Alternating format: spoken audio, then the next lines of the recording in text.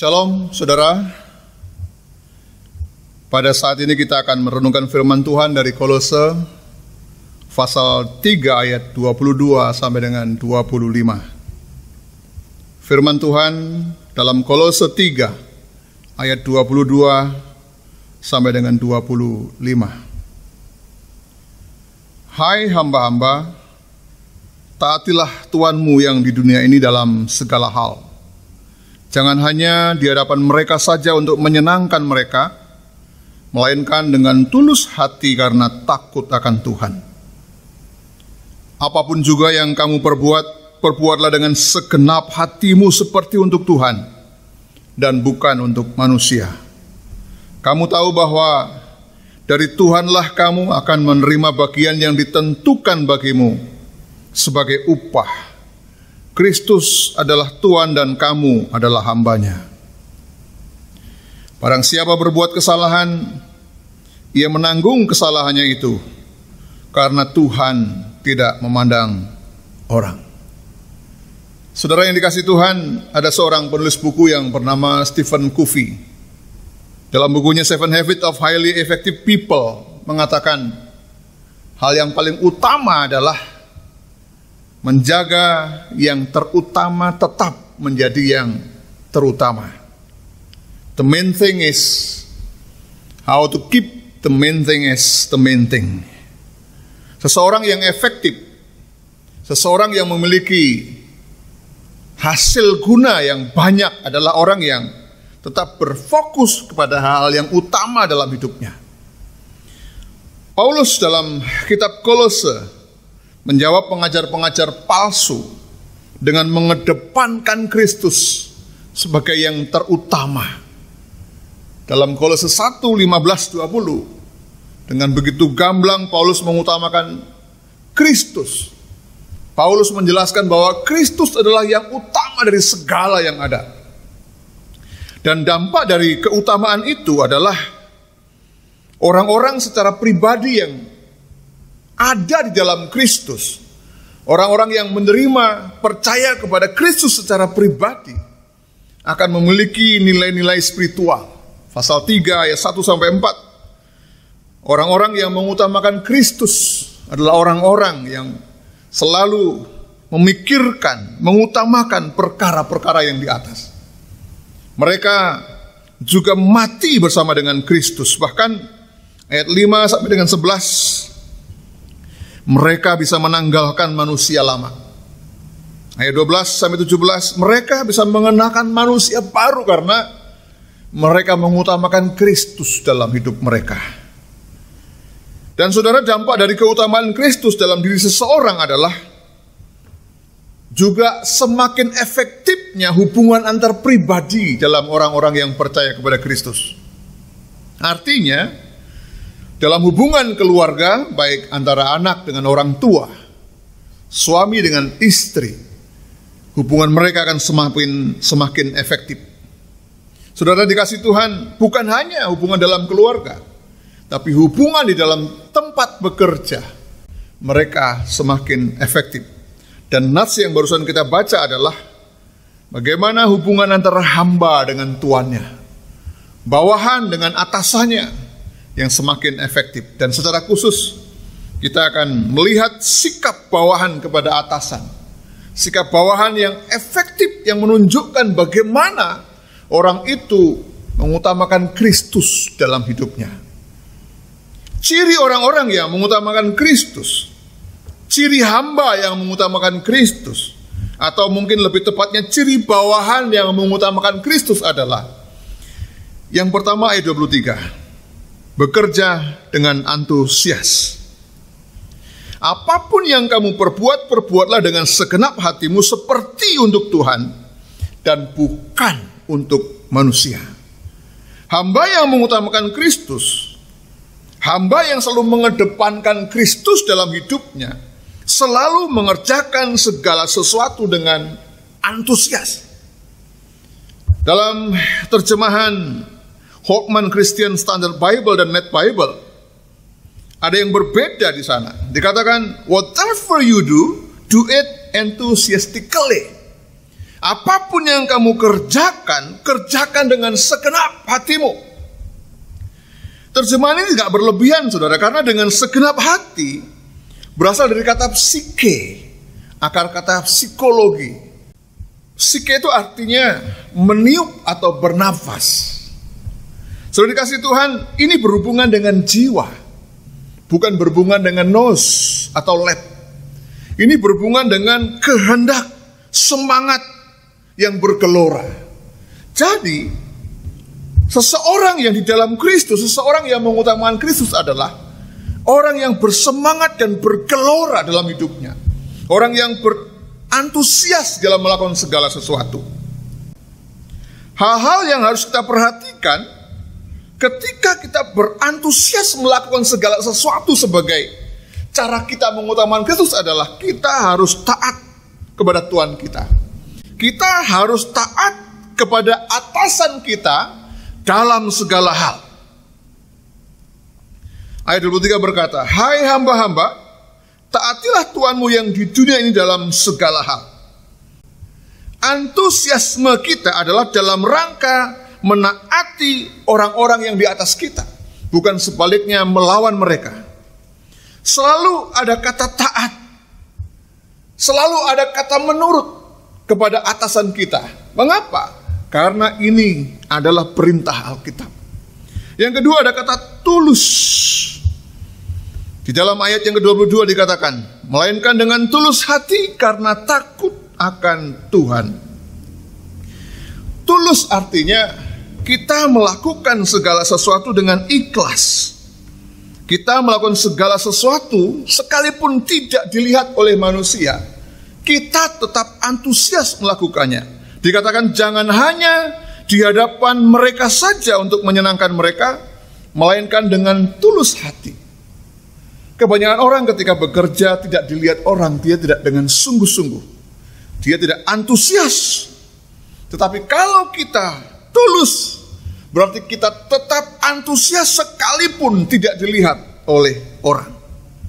Saudara yang dikasihi Tuhan, selain taat dan tulus, ada lagi hal yang harus kita lakukan di dalam kita bekerja, menunjukkan keutamaan Kristus dalam hidup kita, yaitu kita harus takut akan Tuhan.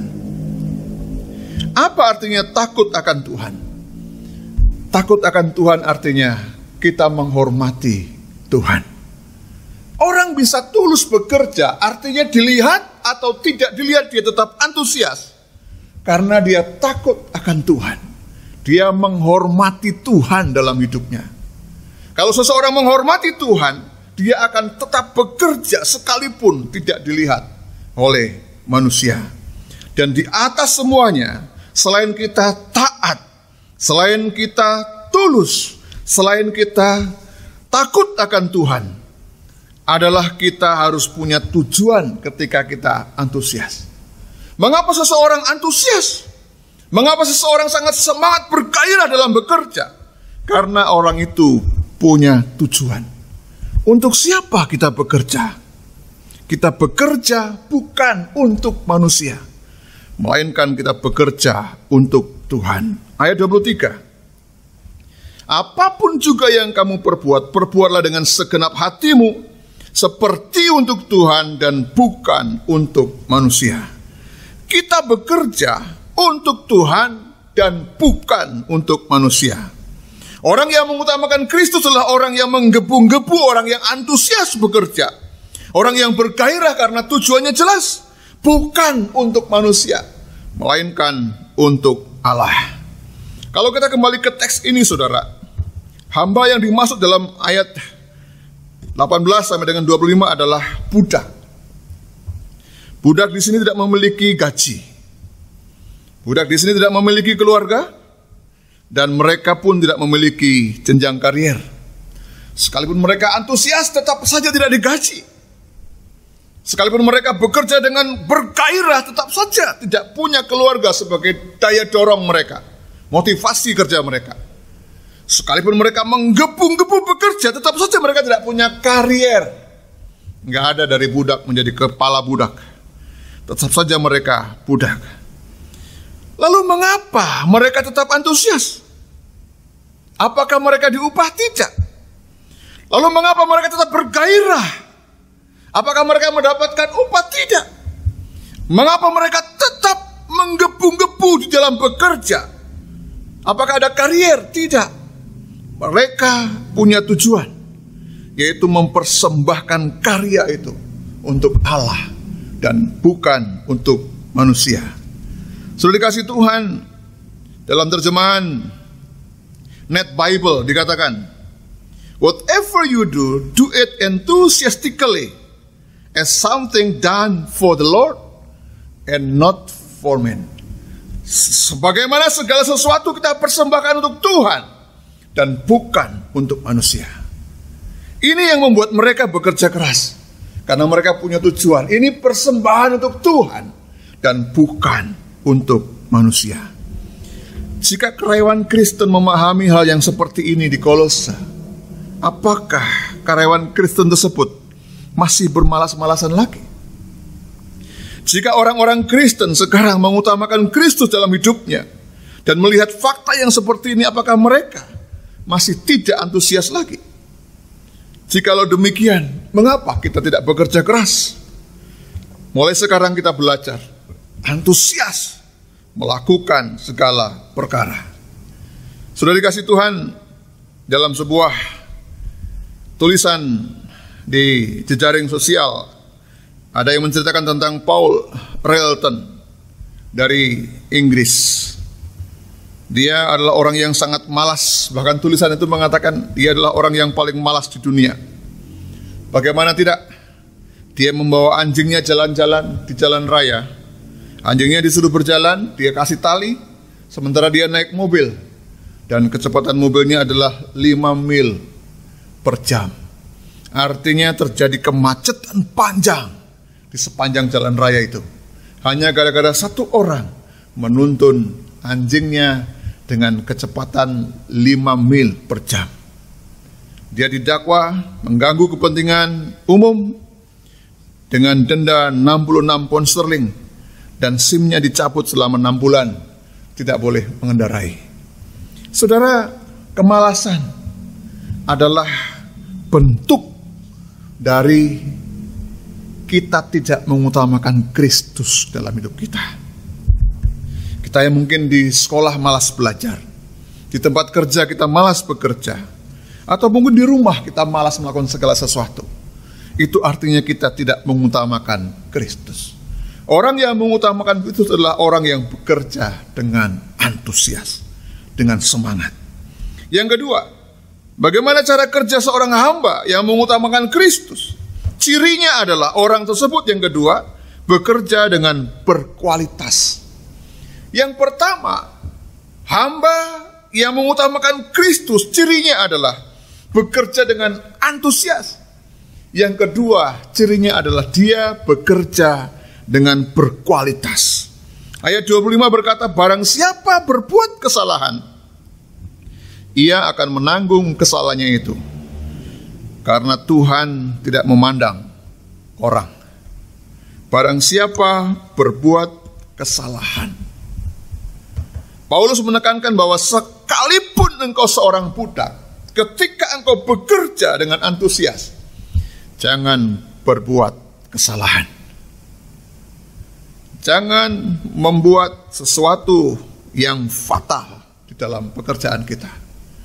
Banyak orang antusias, banyak orang menggebu-gebu dalam bekerja, tetapi kualitasnya tidak terjaga. Orang yang mengutamakan Kristus dalam hidupnya, sekalipun dialah hamba, bawahan, karyawan, dia bekerja dengan kualitas.